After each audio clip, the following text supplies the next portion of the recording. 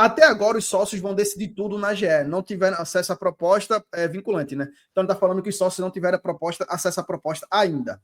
Vão votar sem saber nada do conteúdo dessa proposta. E não vejo ninguém exigir a exibição deste documento.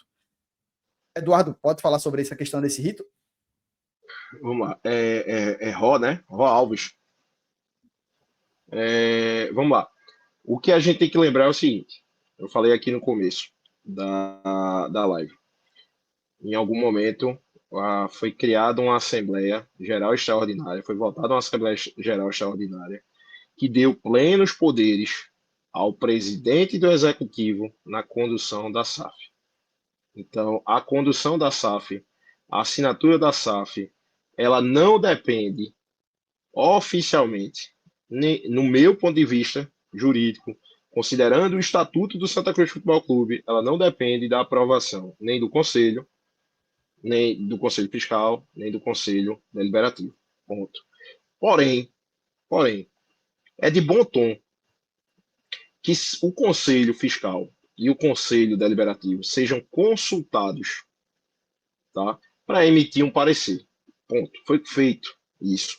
É só a gente olhar o cronograma que foi divulgado quando da divulgação da SAF. Ok?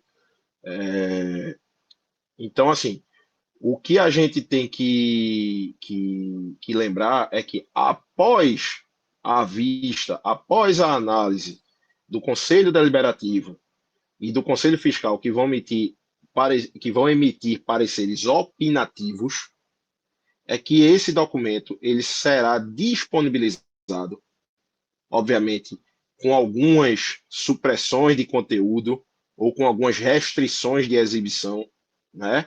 Para que não vaze, porque muito provavelmente um documento desse tipo vai ter cláusulas de confidencialidade, para posteriormente chegar à mão do sócio.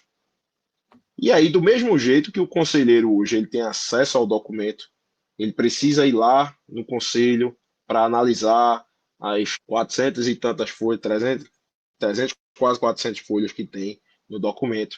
O sócio ele vai ter. Só que isso não vai ser feito, Rô, através da internet. Por quê? Porque a gente consegue, dentro do direito, publicizar algumas coisas de um contrato, mas existem outras situações que as cláusulas de confidencialidade elas vão restringir. Então, muito provavelmente, ainda não chegou aos sócios, porque ainda não houve a conclusão da fase do Conselho Fiscal e do Conselho Deliberativo, que eu entendo que, apesar de não ser algo definitivo, é algo muito salutar à opinião de ambos. Tá? Eu entendo que se o Conselho hoje Fiscal ou Deliberativo disser que não é para fazer a SAF, continua nas mãos do presidente Bruno decidir a SAF ou não.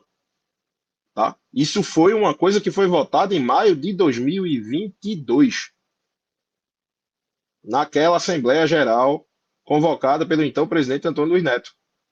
Está lá. Inclusive, tem decisões judiciais. Pois não, senhor. Perdão te atrapalhar, mas em cima disso que você está falando, eu tenho uma pergunta. Pois não. Agora à noite, Oséias, o nosso grande amigo Godin, ele publicou uma matéria dizendo que a SAF estava cada vez mais distante do Arruda. Por quê? Porque essas brigas políticas que estão havendo no Santa Cruz, principalmente na última semana, foi uma guerra de discursos, alguns verdadeiros, outros de fake news e tal, e de certa forma causam uma insegurança jurídica na SAF, de saber até que ponto eles vão ter uma segurança para investir o que eles estão propondo a investir. Como é que eu vou investir um determinado laço financeiro do Santa Cruz se a própria diretoria que ali se forma não me dá a certeza de que eu vou ter o retorno daquilo que eu investi. Aí você coloca uma coisa que é muito importante para mim, essa questão da decisão estar nas mãos do presidente Bruno Rodrigues.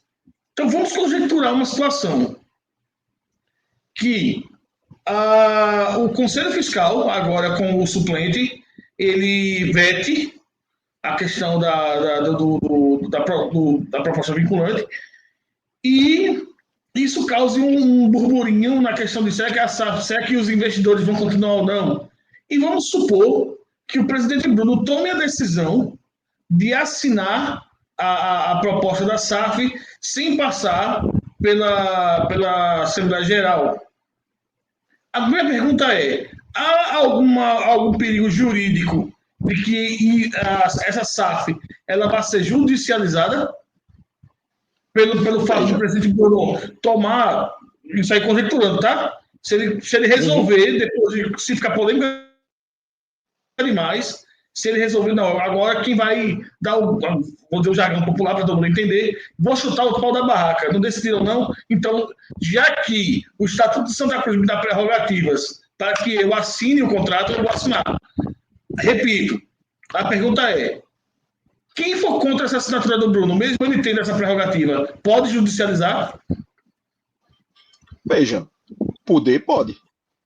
O judiciário, ele tá ali muitas vezes para dirimir dúvidas que existem entre as partes. Então, qualquer um pode acionar, tá? Qualquer torcedor, ele vai poder acionar, principalmente o sócio e os conselheiros, né? Sejam ele qual for a categoria que ele tiver. Então, é possível? É. Agora, se a chance de ganho é alta, ou se o direito é bom ou não, já é outra história. No meu ponto de vista, o direito não é bom. E aí eu continuo respondendo aqui a você, complemento o que eu estava dizendo antes. Em maio de 2022, se não me falha a memória, foi maio, posso estar enganado, peço desculpa a vocês, quando foi feita a AGE, foi decidido que a condução, que a definição da SAF, etc., ela era de exclusividade do presidente do executivo. Isso foi feito. Na época, foi durante muito tempo, nós questionamos a validade disso, certo?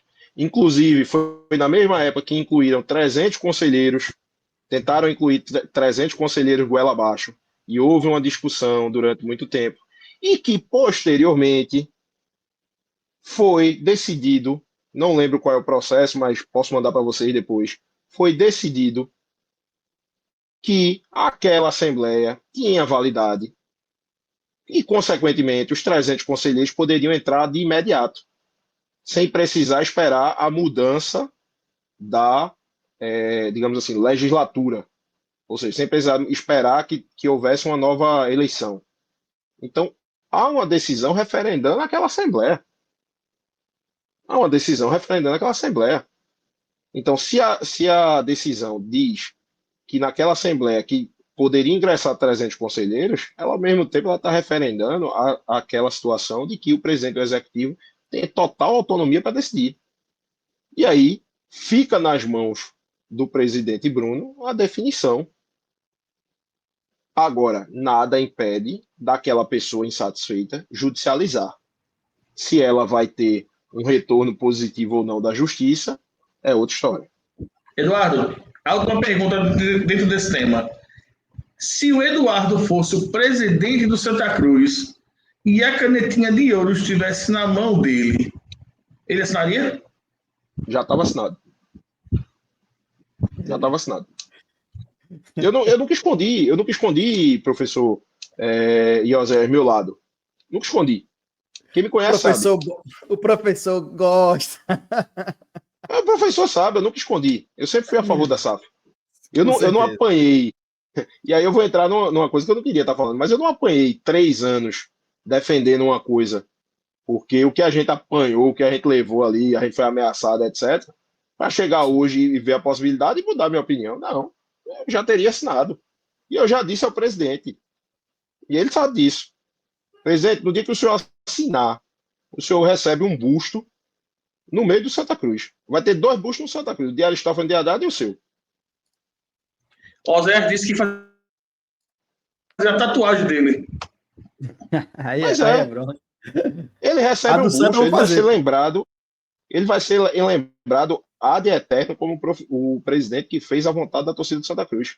E eu já disse, se der certo ou não, presidente, entenda, a culpa o acerto, se der certo, o acerto é seu. Se der errado, foi a torcida que teve essa vontade. Esse é o pensamento. Esse é o pensamento. Mas é verdade. E pode ter certeza, professor, se eu fosse o presidente de Santa Cruz, eu já teria assinado. Já teria assinado e teria arcado com as consequências que isso vai ter.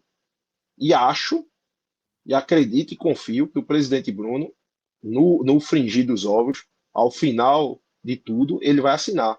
Porque ele sabe, ele viu lá dentro que o Santa Cruz não aguenta mais uma gestão